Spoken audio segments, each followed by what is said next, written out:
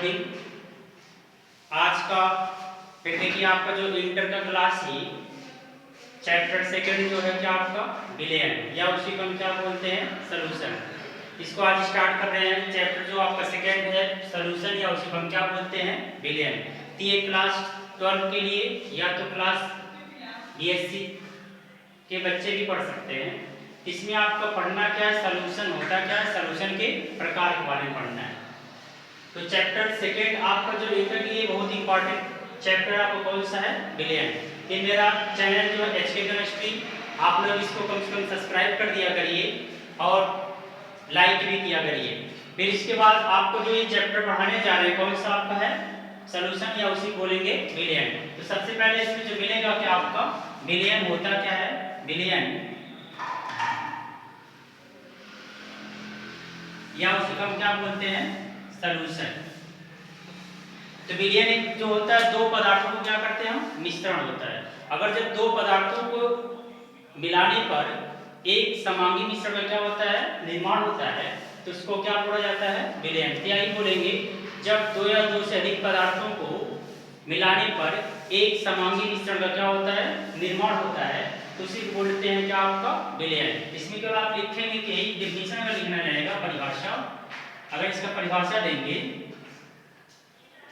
तो बताया कि बिलियन जब दो या दो से अधिक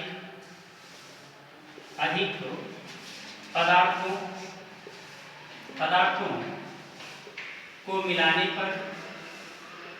मिलाने पर एक जैसा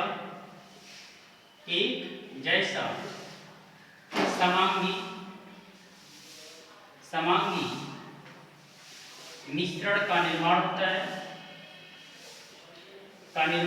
है तो उसे बिलियन कहा जाता है। इसमें केवल आप ये बताएंगे जब दो या दो से अधिक पदार्थों को मिलाने पर एक समांगी मिश्रण का क्या होता है निर्माण होता है तो उसे क्या बोलते हैं बिलियन। क्या बोलेंगे इसे बिलियन। अर्थात ये बोलेंगे solution is defined as which the two matters is combined to each other and then form of the homogeneous solution is known as क्या बोलेंगे बिलियन। क्या बोलते हो या उसे हम क्या बोलते हैं सॉल्यूशन। इसमें आपका जो जैसे कर सकते हैं जैसे हम आप एग्जांपल में दे देंगे पानी और अल्कोहल का मिश्रण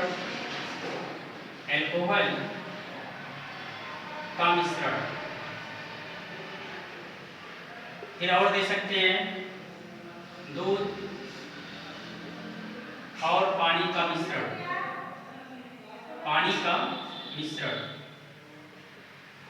फिर अगला दे सकते हैं चीनी और पानी का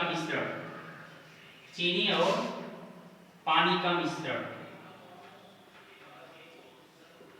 ये तो आपका इसका डेफिनेशन क्या आपका है सॉल्यूशन या उसी को बोलेंगे क्या बिलियन।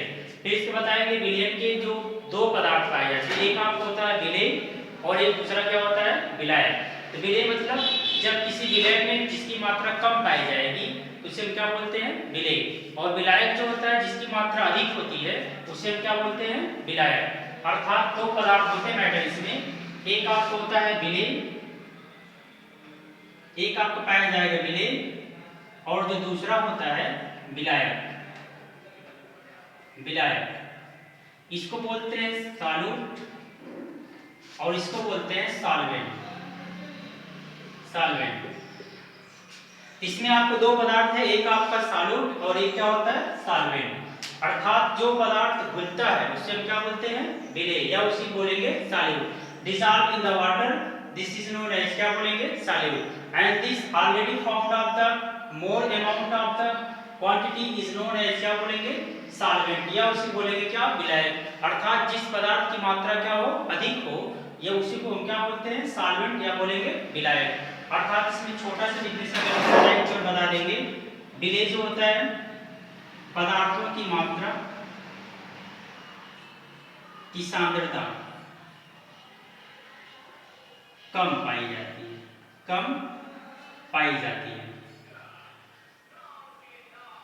तो क्या कहलाएगा आपका विलेय। और जैसे एग्जाम्पल आप दे सकते हैं चीनी, नमक, यूरिया, ETC इत्यादि और भी हो सकते हैं। फिर विलायक जो होता है, विलायक जिसकी मात्रा क्या होगी अधिक पाई जाएगी तो इसे क्या बोलते हैं विलायक। तो विलायक में केवल आप ये लिखेंगे कि इसका पदार्थों की सांद्रता, पदार्थों की सांद्रता अधिक होती है, अधिक मात्रा में पाई जाती है तो उसे विलायक कहते हैं। विलायक क्या होता है, विलायक कहा जाता है। जैसे आप इसमें ले सकते हैं पानी, दूध इत्यादि। फिर इसके अलावा जो विलयन के प्रकार होंगे मुख्य रूप से दो प्रकार होता है, एक आपको होता है तन विलयन और एक आपको होता है कौन सा सांद्र विलयन। तो दो विलयन के प्रकार इसमें आएंगे आपके। एक आपको जो दिखाएंगे पहला जो विलयन के प्रकार में आएगा, विलयन के प्रकार,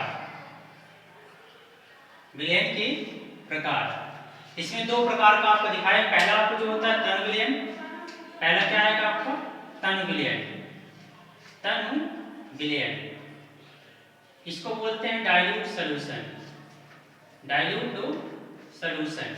और दूसरा जो होता है सांद्र विलयन, सांद्र विलयन इसको जो बोलते हैं concentrate, concentrate solution, concentrate solution. अर्थात इसमें तन वाला जो होता है आपका पतला, अगर जिसमें सांद्रता कम पाई जाएगी, जिसकी सांद्रता कम बोलेंगे ऐसा विलयन जिसमें विलेय की सांद्रता क्या पाई जाती है कम हो। जब विलेय की सांद्रता कम पाई जाए तो इसे हम क्या बोलते हैं तन विलयन। और अर्थात बोल सकते हैं तन या dilute solution is defined as which the solute is less amount is known as क्या बोलेंगे सॉल्यूट, क्या बोलेंगे इसे सॉल्यूट या उसे बोलेंगे डाइल्यूट सॉल्यूशन। फिर दूसरा आपका सांद्र विलयन में है ऐसा विलयन जिसमें विलेय के पदार्थों की मात्रा क्या हो अधिक हो तो इसे हम क्या बोलते हैं सांद्र विलयन, क्या बोलेंगे इसे सांद्र विलयन। तो सांद्र विलयन में ऐसा जो दिखाएंगे कि केवल आप लिखेंगे इसमें सांद्र में आप दिखा देंगे तन मतलब पतला होगा और सांद्र मतलब क्या दिखाएंगे ज्यादा। इसमें यही लिखेंगे तन विलयन या ऐसा विलयन, ऐसा विलयन जिसमें विलेय की मात्रा, विलेय की मात्रा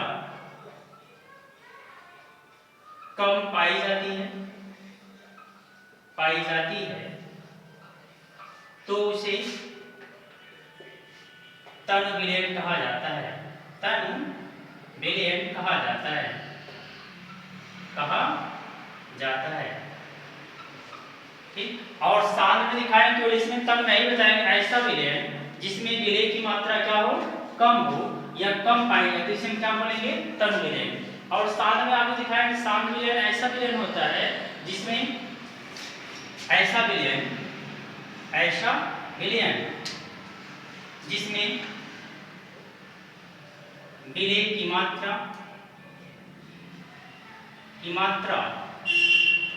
अधिक पाई जाती हो तो उसे